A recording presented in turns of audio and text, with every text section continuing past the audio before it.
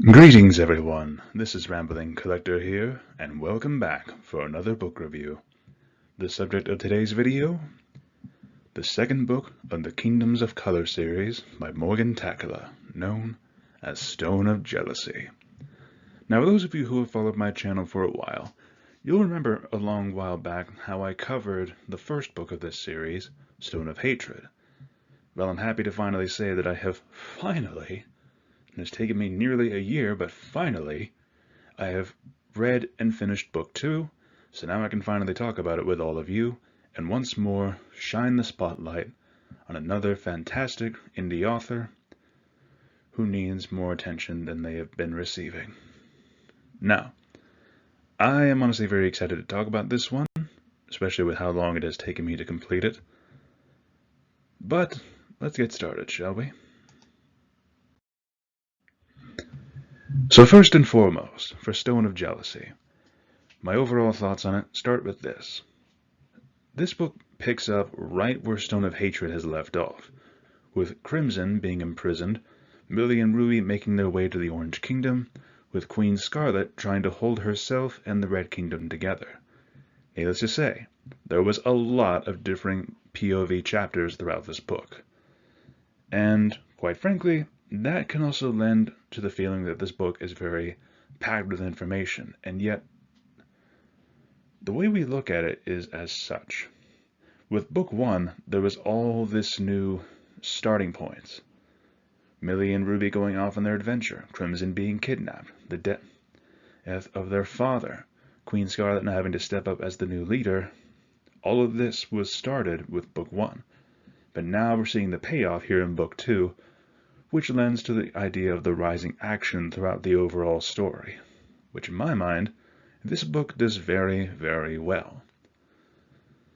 It can be a lot, especially going from the smaller size of book 1 to book 2, with how densely packed the plot is, but overall, I do still believe it is very enjoyable.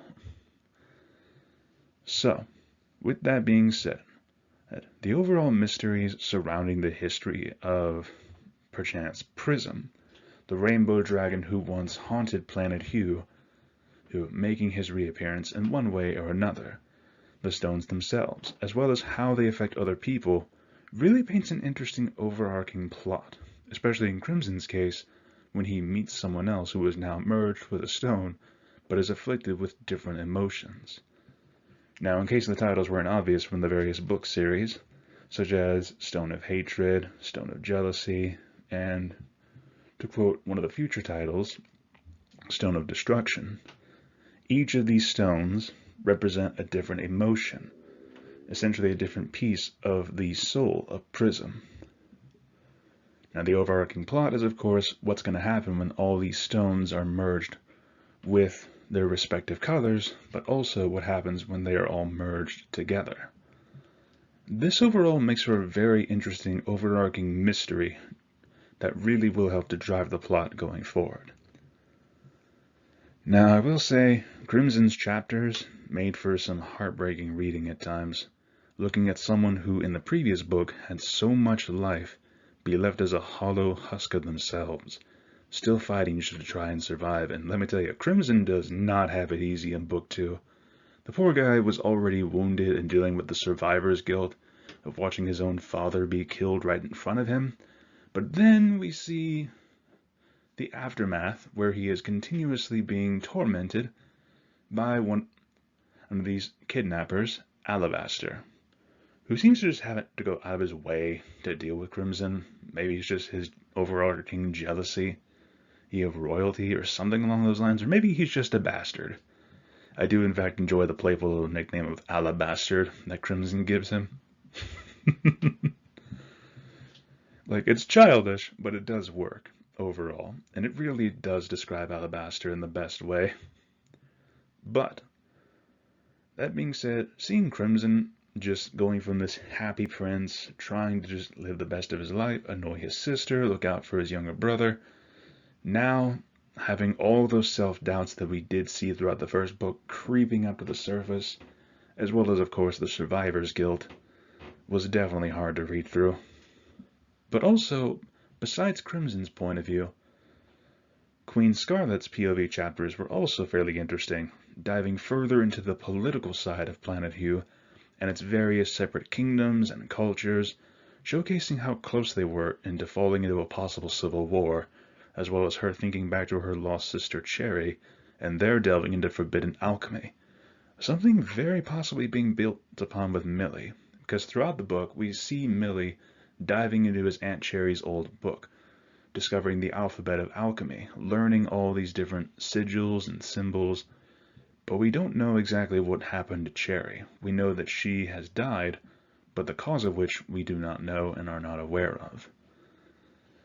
There's a lot of overarching mysteries that are introduced here, such as, of course, the gray zone, how exactly the blacks, whites, and grays are all alive and well, and have been apparently in hiding for countless years and generations. But of course with Prism. Now going back to one of my previous points, with the mysteries of the stones. What I mean by this with Crimson is that we see a kidnapped member of the Orange Kingdom, who was introduced in previous chapters thanks to Ruby and Millie, being kidnapped, taken to the Grey Zone, and then being forced to merge with the Orange Stone, which we do see, of course, with the title of this book, invokes feelings of jealousy from the afflicted civilian, known as Jasper. And we see how Crimson can react to this and see how, as an outsider, how someone else affected by the stones can act or behave. Because with Crimson, he would, of course, have these bouts of rage and pure hatred that we would see in Book 1, and even more so here in Book 2. Just those random moments of pure anger, aggression, and just pure venomous hatred.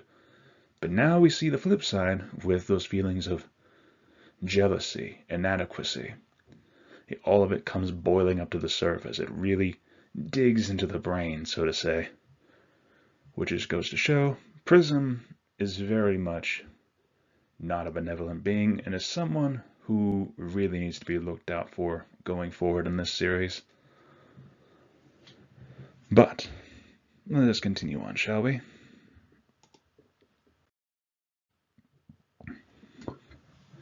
So, bit of a random thought segment here.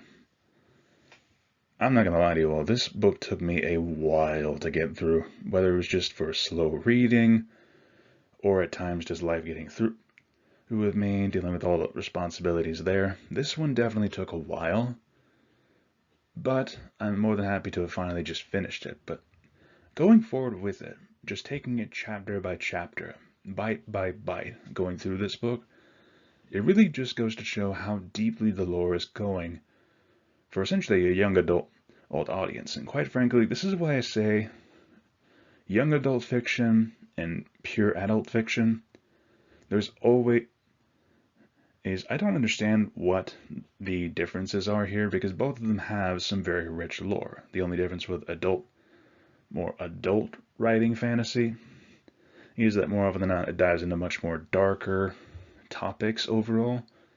But even so, young adult books can really drive that barrier there as well, especially with instances like this.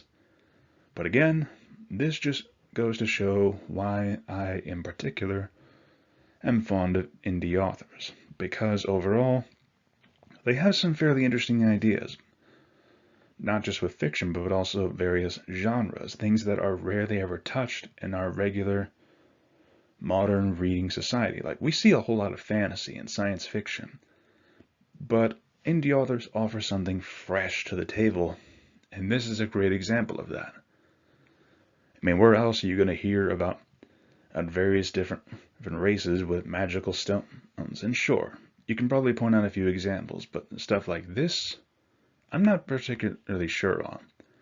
Now, if you all have some examples, please feel free to let me know in the comment section down below. But overall, that does not detract from the fact that I feel this series is absolutely worth giving a chance, especially now with there being 5 books in the series. So, needless to say, I've got a long way to go when it comes to this series in particular. But I am fully prepared to do the full deep dive and eventually, hopefully, do a reading reflections video for it in the future. But we'll see. No one knows how the dice will be rolled. But overall, I will say the overarching plots, the driving forces for each of these characters now, Ruby and Melly are definitely characters I did not touch on all that much, but their chapters alone were also really well done. And one thing I definitely liked was how we see how advanced and proper at times the Red Kingdom can be, so seeing the Orange Kingdom and how different of a culture and society it has, that was definitely a very fun time to see, and I'm really excited to see just what some of these other kingdoms are going to be like, their ways of life, their cultures. And this is one thing I love about certain fantasy series, is just how deeply they go in building this world. The sheer magic, the different types of societies you can throw in, it all paints a very intricate and very colorful arrangement, if I may say, or a very interesting piece of art. Blends to the title, I guess. But I think I've prattled on long enough. Overall, I'd say I give Stone of Jealousy a solid 10 out of 10. This one definitely took me a while, but I'm more than happy to have finally wrapped it up, and overall, I did enjoy it very much. Great characters, great story, great driving plot. Really excited to see what else is going to come of this. But what do you all think? If you have read this, feel free to let me know your thoughts on it personally, or let me know if I've intrigued you or not. Now, if you are curious to see some of the other indie authors that I've covered on this channel, I will leave a link to that playlist. Or, if you're curious overall to see all of the books that I have covered in the past, I will leave a link to that playlist here at the end of the video as well. Once again, thank you all so much for listening to this crazy man's ramblings out of his little library.